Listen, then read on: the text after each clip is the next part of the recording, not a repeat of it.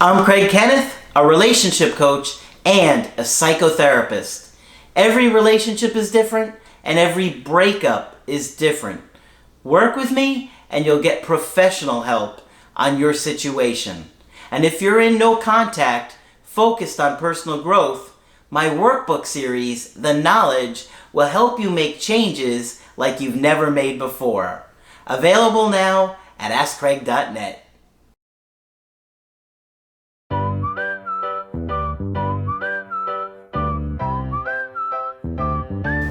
Hi there, I'm Coach Craig Kenneth. I'm Coach Margaret. And today we're going to be talking about looking at your ex's losses.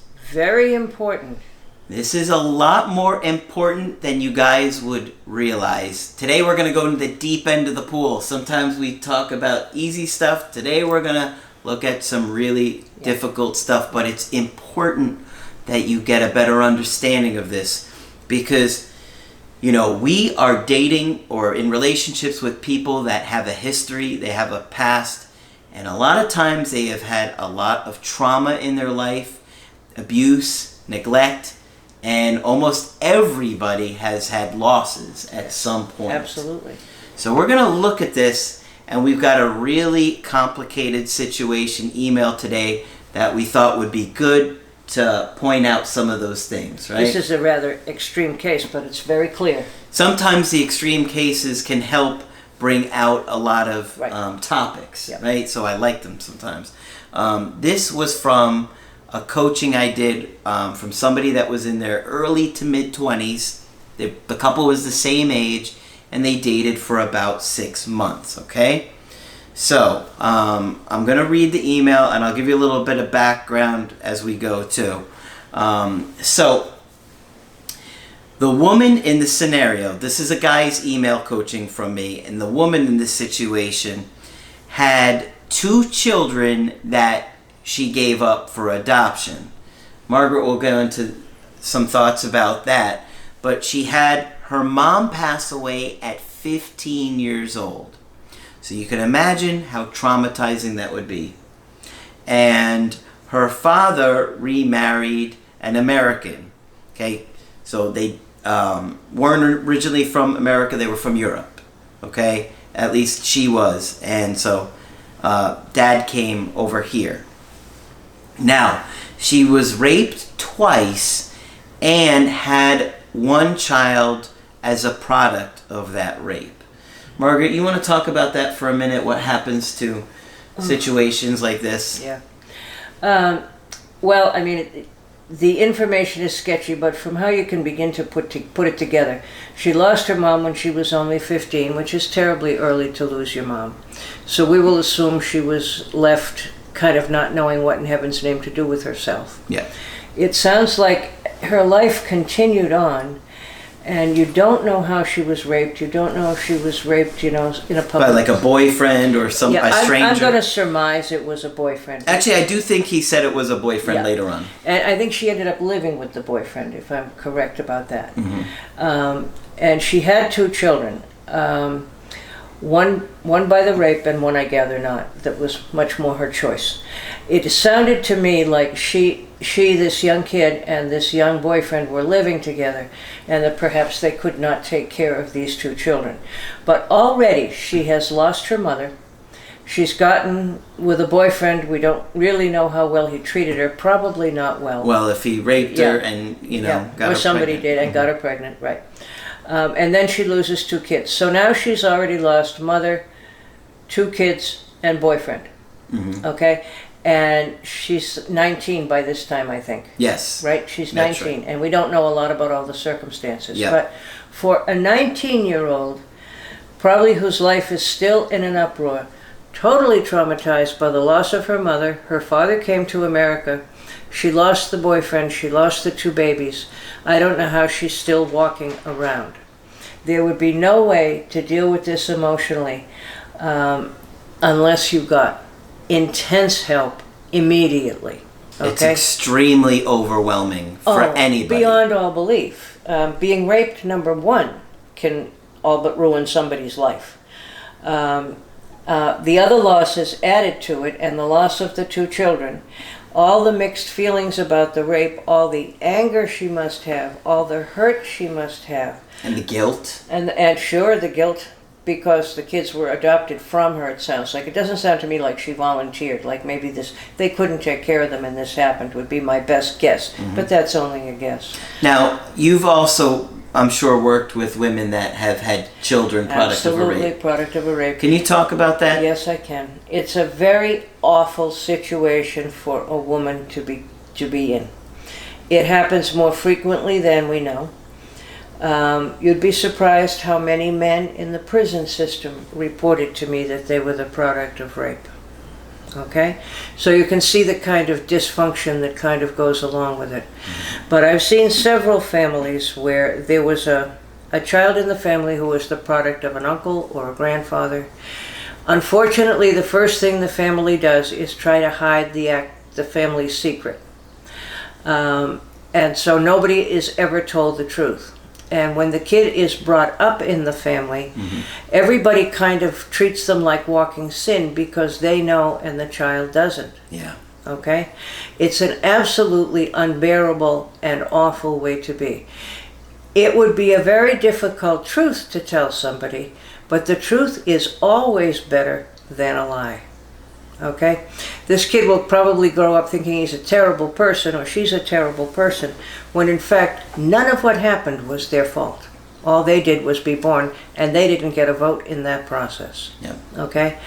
For a mother to have to carry a child for this 9 months that she was terribly traumatized in making, did not choose, is enough to make her absolutely kind of try to lose consciousness. I would almost say she'd have to try and dissociate. And by that I mean she'd have to find a way to push this out of her head so that she could even walk around for a day and manage to function at all. Yeah, I can't even imagine what it would be like to think that something horrific happened to me that created this life inside of me. I had no control. You would be reminded of it, of the rape every single day. Every single day, every time you looked at that child. There are certainly children who are the product of rape, who mother will tell you, I can't love this child, I cannot bond with this child. And that's certainly understandable. Now this is going to sound crazy, but I did child welfare work for a long time. So I saw a lot of situations where there were rapes and births by rape, and all sorts of crazy things that happened in the aftermath. And these children tended to have really crazy names. They were named bizarre names. Jack Daniels is the one that comes to mind because I had 2 or 3 cases where this child was named Jack Daniels. And that's kind of a joke, possibly an in-joke between, whoever the mother and the father are. But you could count on a really bizarre name to the point where in one of the places where I worked, where we'd had several of these cases, if we got a kid with a really bizarre name, we took another look to be sure that we didn't have that somewhere in the case. Okay? It's almost like because they haven't really talked about it, they're unconsciously naming the event. Absolutely. Jack Daniels was the event. Jim Beam is another friend. But really crazy names like that you'd find. And it was almost a kind of strange signal. You want to know how this baby happened? Yeah, Jack Daniels. Jack Daniels is how this baby happened. Yeah, that's right. And there was some other favorites, but that's the one that comes back to me quickly. It happens more commonly than anybody knows. And I can again say later in my career, I did the foster care and so forth early in my career. Later in my career, when I worked at a place that only did sexual abuse, we would get the families who were coming in right after the abuse was reported. We came across many grandfathers and uncles who had raped 3 generations of cousins and would occasionally admit that there were a couple of kids in there that were really theirs. And for a woman, it is beyond extreme. It is beyond extreme. Certainly, women who have been in that position have made suicide attempts. Some have made successful suicides. If women can stay alive long enough after this, there is a way. There is a way to treat it. There is a way to become healthy. But it would take years. This poor 23-year-old, if you figure it takes a year to grieve someone under normal circumstances, sometimes more than a year, but most major religions give you a year. The Jews do an unveiling, the Catholics have an anniversary mass. About a year is the time that's allotted for grieving. She has mother, 2 children, boyfriend, and it goes on for her. Okay? So I would fear for her that she will have a difficult life. She would need help immediately, if not sooner. Yeah. Okay? And that the horror is really almost beyond belief. So obviously, this woman has been through so much at a very young age. And so that is going to be directly related to her ability to stay in any kind of relationship. And to stay in a relationship. You can imagine the emotional turmoil she's experiencing every single day. And now she's going to be with her dad, and we have no idea what that means for her. Whether he was there for her, whether he wasn't, what happened. So we'll move on with the story, but I think that was a lot of good info that you guys will benefit from. Now, she said to him that the biggest 2 problems in the relationship was his memory and communication. So obviously I'm looking way past that, and I'm thinking, first of all, his memory is probably bad because he's got a lot of anxiety, and communication probably has to do with his anxiety as well. And what would either one of them know about communication? If you've grown up in that series of overwhelming events, it would be like being knocked down by waves, and every time you got up, you got knocked down again. When has she had a chance to learn or even think about communication? Of course, yeah. So, when talking about the breakup, he said she recently moved countries to live with her dad in Alabama. He's in Iowa. We met twice physically. She left Europe with him and was becoming emotionally unstable and stressing out. I think she already was emotionally unstable because of all the trauma. I'm confused. They met each other physically in Europe twice, or here, or all told? I think that they only met each other physically twice. Wow. Right? And they were together for long distance for about 6 months. Okay? But we suspect that English might not be his first language, and that's why it was a little confusing here. But there were some good things that we thought would be helpful for you guys. That's why we picked this one. She told me the reason was because she needed to work on herself and figure out who she is. Now, a lot of people give that as a reason for a breakup, but this situation, you obviously know. She has been through a lot, and she does need to figure out that stuff. She really means it. She means it like few other people. Okay. He said, the day of the breakup, I agreed with it and was calm and warned her that I had sent a letter out that morning beforehand.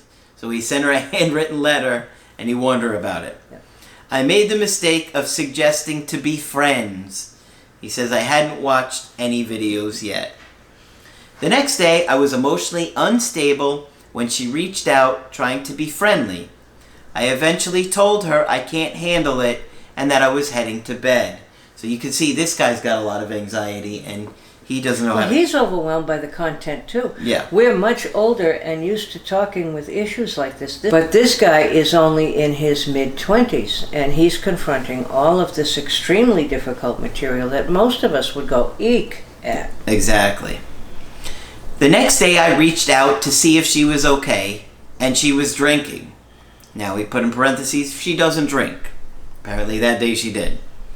The following morning, she sends me a song that makes a lot of references to what we used to say, and when I reply, telling her it's okay, and I was still there for her, she ignored it. Until the next day, and said it wasn't supposed to mean anything, where she said she was deleting social media because she hated seeing me online, and not talking to her. So she's going through a lot. She's confused. Yeah, and she misses him. Yeah. I talked her out of it in a phone call and told me how her day has been bad and how she wants to go back to Europe. She can't, and that's its own story. I asked her for her new American number, and she told me no, and gave me her email instead. So she was setting a boundary with him there. She obviously felt, if I give him my number, he's just going to keep reaching out. When she messages me saying that my letter arrived, and it's overwhelming her. We end up on the phone, and she tells me she loves me and misses me. I asked her to come back, and she said, what if I do it again? Like leave or make it necessary to leave. Yeah. I don't know who I am anymore, and I can't be with someone if I don't know what I want. And I think that is just a tiny bit of what's going on within her. Right. Right? That's just a small bit. Based on everything Margaret said, you have a much clearer picture. Oh. I asked her if she needed some help, and she told me no. The next day, I sent a video trying to help, and she says to stop trying to pry into his or her life. Yeah, he's trying to be helpful, but he's overwhelming her. Yeah.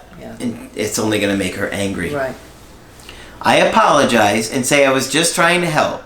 She said, I'm just being overwhelmed, and she removed me from everything and told me she wanted me out of her life.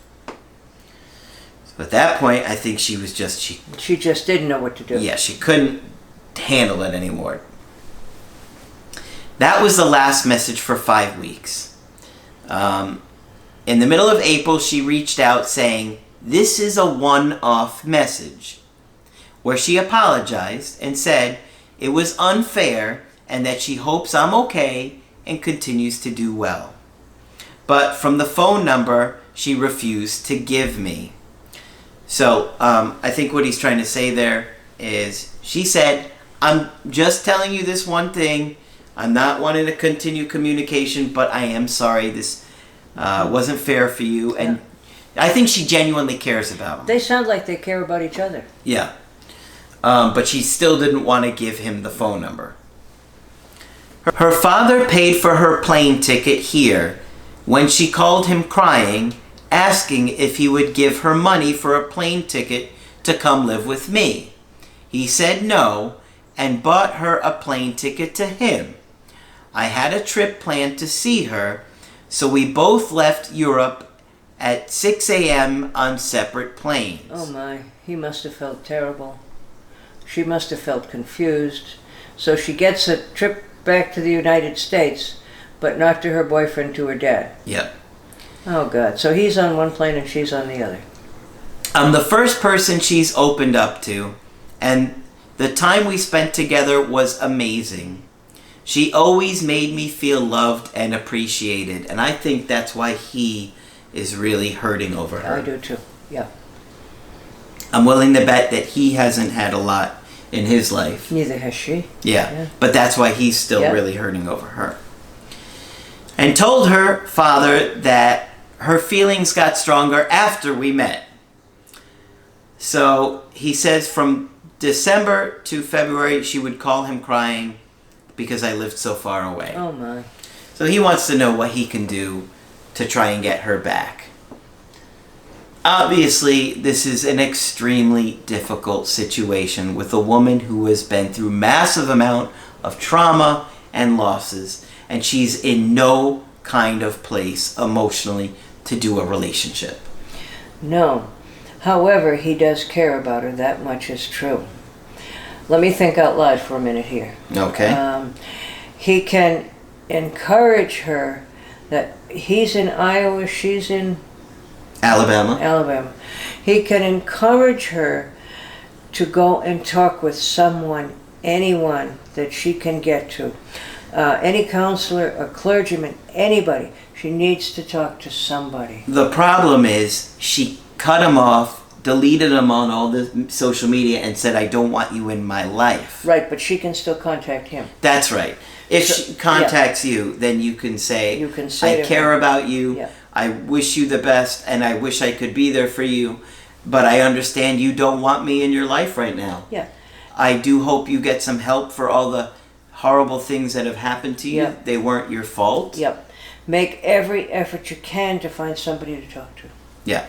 She needs it. Yeah. She's not in any kind of place to do a long-term But to his relationship. credit, I like his ability to be sympathetic with her, Mm-hmm. to understand the magnitude of her trauma. I give him all the credit in the world for that. But what he needs to know is that when he reaches out, she's so fragile, it doesn't feel like an outstretched hand. It feels like one more thing she can't deal with.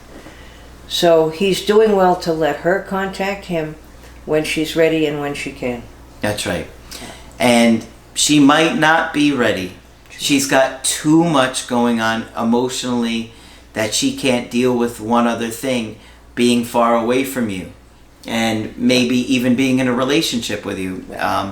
That she has to choose to come back to you and try and work it out with you. But I understand his frustration. He cares about her and he keeps reaching out and she keeps telling him to get lost and he's probably hurt. Yeah. But it's not his fault. It's not her fault. But like I said, if you just think about grieving 3 deaths, that's overwhelming enough. And then you add the other material this poor woman has. She will probably do therapy over her lifetime on the installment plan. She'll do a little bit when she can, and then she won't have the money or won't have the time or won't have the wherewithal, but she'll probably have a few episodes, and eventually we hope that she can enjoy her life. Absolutely. It's not her fault that these horrible things happened to her, and she's left bearing the burden of all these traumas. Yep. And, you have to just accept that she doesn't want you in her life right now. It hurts, but you have to accept it. You tried forcing yourself, and it made her angry and resentful and cut you off. Right. It probably made her feel guilty. She probably also can't take a whole lot of closeness. You'll notice that no close relationship she's ever had, to our knowledge, has worked out. Not parents, not partners, not children. Yep. So she doesn't understand close real well. So distance, buddy, if you really care, give her space. Yeah. I do think that he has a lot of anxiety. Yes, I do. And he probably doesn't have good emotional self-control. I think he tried to say that. Yeah. And that's something that you absolutely can work on, regardless of what happens with her. You need to put yourself in a better position to handle your emotions and deal with people coming in and out of your life. It's not easy to do. No, it's not. And let's remember the magnitude of the material here. We're talking about losing parents and children being separated, people having terrible losses. That makes us anxious too. Yep. Yeah. Rape and the children. God, yeah. And so, it's not fair. Right. It's not fair to you. It's not fair to her. But, it's an incredibly difficult and complicated situation that's not as simple as, what do I do to get them back? Right. Right? I mean, that's just not the reality of it. No. Until she heals and works through some issues, she's not going to be ready for anybody. It's not just you. And you don't know what her life is like out there either. It could be good, it could be awful. Exactly. So, hopefully this situation was helpful for a lot of you guys to see a lot of things, a lot of topics that we don't normally cover. Right. That's one of the reasons that I thought it would be good, because I think there are a lot of issues here that are going on that probably are affecting a lot of you out there. Oh yes, these issues unfortunately happen more often than you hear. Margaret has tremendous experience with situations like this, so if you have something like this that deals with pregnancy involving a rape or children of that sort, I highly recommend her as a resource for you. Of course, when you want to get our help coaching, just go to my website, askcraig.net.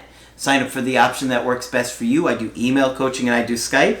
Like I said, Margaret is here for Skype coaching. Yes, feel free to sign up with me. I can get you in pretty quickly. just click on Margaret on the top of the website to do that. Make sure you subscribe to the channel. But that's it for this video. I'm Coach Craig Kenneth. I'm Coach Margaret. And we will talk with you soon.